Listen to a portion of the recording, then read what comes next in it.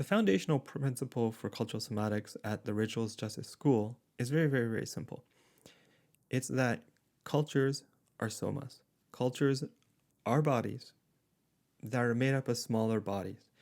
And this cultural body has what we call a cultural nervous system. So, and like just like our own bodies have a nervous system, the cultures have a nervous system that is the entangled network of all the nervous systems inside of it. And maybe the best way to, one way to think about it, maybe not the best way, but to think about Jung's collective unconscious, which didn't really have a body, or he didn't really go into describing it that much. I think he described it a little bit. But imagine Jung's collective consciousness actually having a body that is like kind of encases it. Like it has a body that it rests in. It is embodied. The collective unconscious has a soma. And so that is a vision of cultural somatics that we work with at the Rituals Justice School. And when we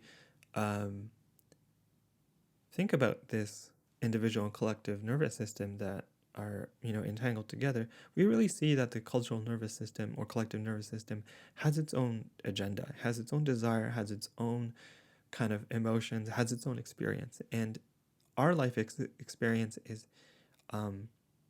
inherently bound up with its experience. So that is how we perceive cultural somatics at the Rituals Justice School. Why we find this so useful is because this kind of fractal, why is it so useful? It's because all the tools then we access for individual healing then is accessible for healing of larger cultural bodies, because they're both somas. It's the exact same. Just like you can re-traumatize your own body, you are able to re-traumatize the cultural body. And so this is so helpful because it means that everything that you learned about your own healing, is just completely applicable. And it just shows us that there's this kind of direct fractal relationship. And so just like how you work with your own body, you're able to translate all of that knowledge into working with larger movements.